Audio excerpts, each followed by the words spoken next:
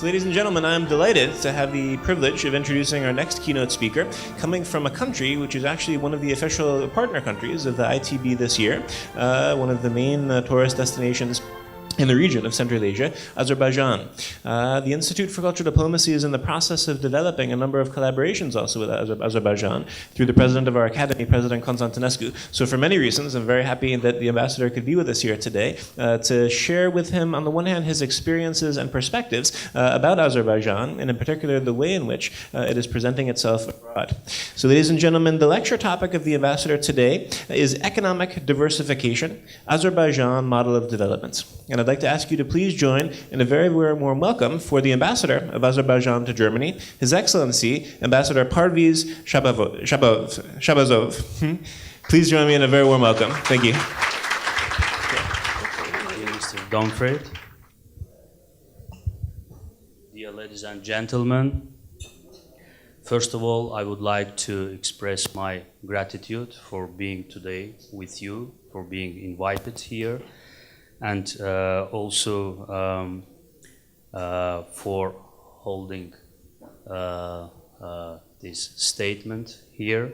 And at the same time, I do believe that my presentation will be another contribution to a better understanding of Azerbaijan's economic potential. It is known that a sustainable rate of economic growth and efficient integration into the global economy are two factors for successful development of any country. The ongoing reforms of policies and structures have enabled Azerbaijan to move towards a more open economy capable of benefiting from the globalization process. After the restoration of sovereignty in 1991, the realization of the state building as well as the organization of national economy based on free market principles became an objective necessity for my country. However, the first years of independence were a serious trial period for Azerbaijan. At the beginning of the 19th, collapse of the Soviet Union, the economic, political, and informational blockade of Azerbaijan resulted in a chaos of socio-economic life of the country. This had several reasons. The breach of existing economic relations among the newly established independent states on the territory of the former Soviet Union, the incompetence of the state political administration of that time, the Armenian aggression against Azerbaijan, which resulted with occupation of 20% of the territory of my country, and over 1 million refugees and internally displaced persons being displaced from their motherlands. The economic picture of this state is more clearly reflected in the macroeconomic indicators of those years. The average GDP decreased at that time by 17% within the 3 years from 91 to 94. The trend of downturn was particularly observed in the industry. Compared to 1985, the industrial production volume decreased by 50% in 1993. 2/3 of production capacity of the country was almost lost. The inflation rate reached up to approximately 1,800%, the highest limit stage of hyperinflation. The foreign trade turnover decreased by 42% in 1994. The income of population diminished almost 6 times during the 4 years beginning from the 1991. I'm just bringing these figures in order to let you know, to understand better in which difficult situation we were for that time. In 1993, just the 1993 became the year of turn in the history of Azerbaijan independence and state-building process, coming to the power by virtue of insistent demand of the people for, first of all, political stability, experienced politician and mature statesman Heydar Aliyev, as a president, achieved a ceasefire with Armenia and induced large-scale economic reforms. Within a very short time, financial situation in the country was stabilized. Volume of investments in the economy started to increase year by year. In spite of the ongoing instability and security risks, Azerbaijan sealed in 1994 the contract of the century with the transnational oil companies representing 8 countries and started with the huge investment to the oil and gas extraction. Thus, our country made important step towards economic development and integration into the world's economic system and became an energy provider for Europe as well. Addressing the challenges of globalization, Azerbaijan is working hard to develop a non-oil sector, to diversify the economic production and to enhance its competitiveness in international trade and investment. Furthermore, we are developing an adequate institutional infrastructure and capacities, pursuing administrative reforms aiming at enhancing the efficiency of public administration, ensuring good governance, and fighting bureaucracy and corruption. The establishment of the State Oil Fund and the joining of the Extractive Industries Transparency Initiative are important endeavors undertaken by the government in order to ensure transparency in oil revenues, collection, and spending. It should be noted that the activity of the State Oil Fund and the maintenance of transparency in this field are highly valued by influential international organizations. Azerbaijan is the first country getting the full member status among the 26 countries applying for the EITI and having a candidate status. According to the same strategy, the oil and gas revenues are used for several purposes: development of non-oil sector, small and medium-sized enterprises, regional infrastructure of the country, as well as implementation of measures on poverty reduction and dealing with the refugees and IDPs problems. All these help us in our efforts to improve welfare of population and get solution for other social problems. Furthermore, the revenues are used to increase the intellectual and technological level of economy and to develop human capital. As a result of large-scale reforms, among the improvement of national legislation, budget and tax reforms, a reform of the bank system, the implementation of agrarian reforms, the privatization of state property, and the creation of favorable business climate, Azerbaijan made within a relatively short time a successful transition from a planned economy system to a liberal market economy. On the different stages of economic development, a number of state programs on the social economic development were initiated and finalized successfully. Some of them are presently going on. The state program on social economic development of the regions of Azerbaijan consisted from 2 phases and is being fulfilled in order to gain development of separate fields of economy using existing potential of the regions.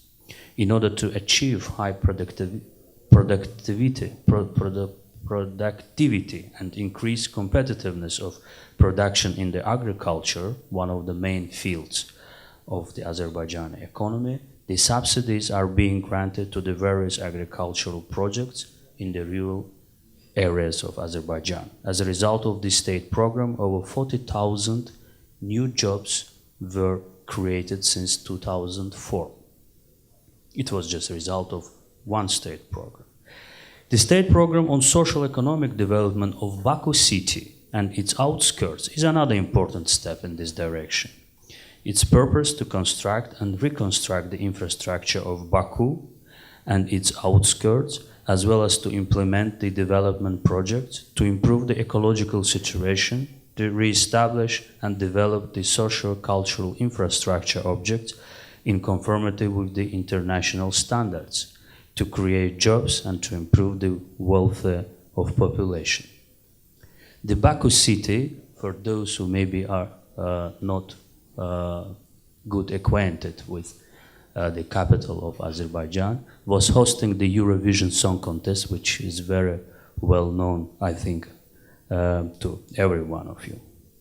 The White City in Baku is the largest ongoing urban development project in Azerbaijan, and not only in Azerbaijan, but in the whole South Caucasus region.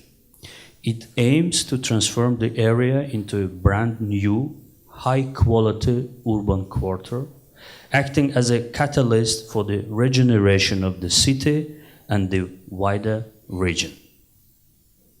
All young people are invited to Baku city.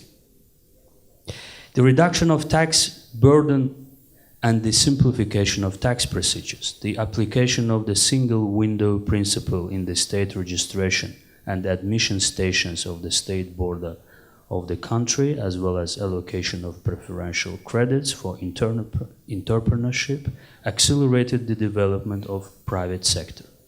More effective mechanism of financing of entrepreneurs' investment projects by means of state funds simplified businessmen's access opportunities to financial resources. A joint public-private initiative, ASPROMO, was established in 2003 to increase non-oil foreign direct investment inflow, as well as to stimulate strengthening and expansion of the country's non-oil export capacities. The State Oil Fund, which manages the oil incomes of Azerbaijan, is a significant investor also for the public infrastructure projects. Azerbaijan is pioneer and regional leader in elimination of regional investment and infrastructure bottlenecks. Establishment of a lasting transport infrastructure is a huge contribution to the transnational corridors which connect Caspian Sea, Central Asia, and South Caucasus with Black Sea and Mediterranean Sea. In recent years, we have initiated the creation of a diversified network of oil and gas pipelines. Baku-Novorossiysk, Baku-Supsa, Baku-Tbilisi-Ceyhan oil pipelines, and Baku-Tbilisi-Erzurum gas pipeline were put into the service to transport hydrocarbon produced in Azerbaijan to world markets. Our energy is now supplied to the world markets in different directions. I'm very glad that these initiatives meet the interests of the region and that regional countries support them. Our activity in the energy sector, of course, secures our national interest, enhances energy security, and creates new opportunities in this area. Numerous projects on construction and reorganization of highways and the restoration and improvement of the road networks in Azerbaijan were carried out. I believe that our initiatives and activities in the transport sector serve our common interests. Azerbaijan takes practical measures to facilitate the operation of the north-south and east-west transit corridors. Construction of Baku-Tbilisi Kars railway line, which provides for construction and rehabilitation of railway lines of Georgia and Turkey, will establish a direct railway connection between Turkey and Azerbaijan. It will accordingly connect Black Sea and Caspian Basin countries to Europe's railway network. Our geographical location empowers Azerbaijan to become a regional transport hub. We have also invested in newly emerging seaports and airports in our land. This, of course, is an excellent opportunity to turn Azerbaijan into a transport center. Over the past few years, Azerbaijan has been the fastest growing economy in the world. As an oil and gas producing country, we always view the gross domestic product from both energy and non-energy standpoints.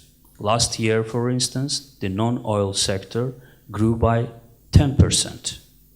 9% GDP growth was recorded in trade, 16.7% in communication, 5% in transportation, 18% in construction, and 6% in agriculture. Over the last 7 to 8 years, our economy has grown 3 times. The poverty rate has dropped from 49 to 7%. The problem of unemployment has been steadily tackled. Of course, there are still unemployed people, but their share is 5.4%. Azerbaijan's foreign debt amounts to only 7% of the GDP. Our strategic currency reserves amounted to 46 billion US dollars, what exceeds the size of the external debt 10 times. As a result of durable development of entrepreneurship, the improvement of business and the investment climate, attracting foreign and domestic investments, the share of private sector in economy of the country became over 80%. We benefit a lot from major foreign investments. The total volume of investments made in our economy since our independence is 142 billion US dollars. And approximately half of it are domestic investments. Last year alone, a total of 22 billion US dollars was invested in our economy, of which 9 billion were foreign investments. This shows that Azerbaijan is attracting for foreign countries, and this is not only due to the oil and gas sector. Fitch Ratings gave for the first time an investment rating to our country. Azerbaijan is the only country among Southern Caucasus economies that got an investment rating. It should be noted that today the share of Azerbaijan economy is 75% of the whole Southern Caucasus economy. We are already recognized as a country with a favorable investment environment. The volume of direct foreign investments in Azerbaijan is the highest in the CIS, the Commonwealth of the Independent States organization. The competitiveness of our economy is growing. According to the Davos Economic Forum, the Azerbaijani economy is ranked 55th in the world and first in the CIS in terms of competitiveness. This is a major achievement for us. It proves that our policy of diversification is paying off. The volume of investments in the oil and gas sector is decreasing because all major projects for the current phase have been completed. However, the investments in the manufacturing sector, in tourism, and services are on the increase. We have channeled the financial resources fetched by the sale of oil and gas into the real sector of economy as well as education. The experience of developed countries shows that it's possible to become a developed country only through technological and educational process. For this reason, we are sending our young people to the leading universities of the world and seeing the benefits of that. The state program intending to support 5,000 young Azerbaijanis studying abroad is certainly a huge contribution to the promotion of future generations and thereupon to our modernization strategy. Of course, the energy sector will continue to dominate our economy. This is natural because oil production constitutes about 50 million tons per year. Last year, the gas production was close to 30 billion cubic meters. By implementing new projects and attracting investment, we can raise this figure to 50 billion cubic meters. So no matter how hard we may try to develop the non-oil economy, energy will always dominate our GDP. We are making a lasting contribution to the European energy security. With the start of natural gas deliveries, Azerbaijan's role as an energy partner will increase significantly. Azerbaijan is a central actor in construction of the southern gas corridor of the EU. The signed agreement with Turkey last year about the TANAP pipeline aims to enable the transport of Azerbaijani natural gas to Europe. Soon it will be decided which European pipeline will transport our natural gas from Turkish border to Europe, TAP or Nabucco West. Azerbaijan will, in coming years, supply Europe with 10 billion cubic meters natural gas from its Shahdanis offshore field in the Caspian Sea. This volume can, without the foreseeable future, be increased till 20 billion. Azerbaijan's social and economic achievements are highly valued by the international organizations too. Azerbaijan was considered the most reformist country for doing business 2009. According to the World Economic Forum survey, Azerbaijan is on the 20th place in the world among the 142 states covered on the strength of investor protection. In order to ensure a durable economy of Azerbaijan in the future, we will undertake further measures to develop our human capital, to minimize unemployment and poverty, to increase financial resources from the state budget allocated to social sectors, as well as to improve the social infrastructure and living standards of population sustainably. So I'm stopping here. Thank you very much. And in case you have questions, I'm very happy to answer them. Thank you very much. I would like to ask you questions about the relations with Armenia, of course, and in Turkish vision, from Turkish vision, what kind of relations, economic relations or anything you have, and that would be so good to answer. Thank you. Okay. Can I proceed with the answer? Okay.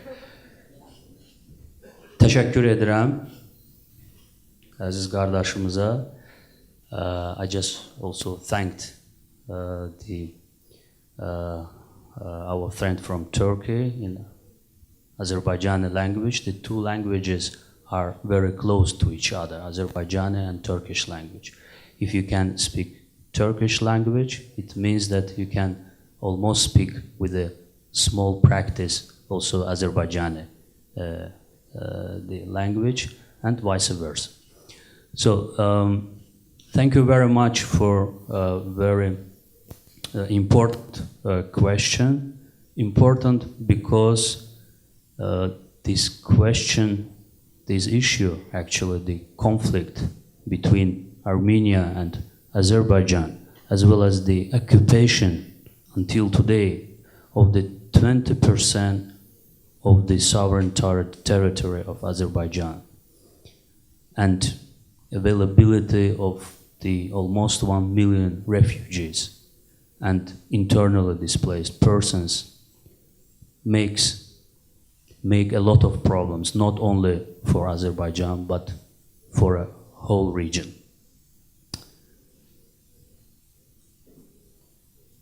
Armenia has the territorial claim to Azerbaijan, it's clear. And there is the mediation group consisting of three major powers, so to say, today: United States, France and Russia, members of the United Nations Security Council, permanent members of the Security Council, which are trying since 20 years to deal with this conflict, to find a solution to this conflict. Unfortunately, the solution until now has not been found. And the problem here that Armenia does not want to withdraw its occupying forces from the territories of Azerbaijan. So this conflict, of course, is very difficult one. It is understandable. One cannot solve this conflict, through the one or two steps. It should be a process, but this process should be also started somehow. What Azerbaijan actually suggesting is that with the withdrawal of the occupying forces, the military forces, the regular military forces of Armenia from the occupying territories, we can begin the economic cooperation not only with the regions which will be after the occupation in the great need of such a cooperation, but also with Armenia. We will open all our transport communications. We will initiate serious regional projects in this field. And of course, also through the economic cooperation with the communication between the Azerbaijani and Armenian communities, we will come to the certain solution of the conflict. This is the only way how to proceed in this very difficult situation. Unfortunately, up to now, we have made many concessions, many proposals, but not yet reached any results. I hope that someday we will actually have some results, what will of course let us to start the economic and regional cooperation. As we talk about economy and economic cooperation in the South Caucasus, I think it is a very topical issue to talk about also the resolution of the conflict, because this is the main barrier in the region, for the prosperity, for the development of the whole region. Concerning the position of Turkey, Turkey, recognizing very well this situation, has also suggested to make the necessary steps towards Armenia to open the border, to start the economic cooperation, everything in a parallel or after the start of withdrawal of the military forces of Armenia from the territories of Azerbaijan. So this can be seen as a one picture. So, and in order to finalize this picture, we have to start somewhere, and that's why the withdrawal of the military forces. So the end of the occupation in the 21st century, actually in the European continent, is extremely important and should be done. There are 4 resolutions of the United Nations Security Council which demand the immediate withdrawal of the Armenian forces from the Azerbaijani territories. They are the resolution of the Council of Europe. There is the resolution of the European Parliament also demanding the same. But unfortunately, the ignorance which we see from the Armenian side, will be somehow ignored also from the European, sometimes also community, unfortunately.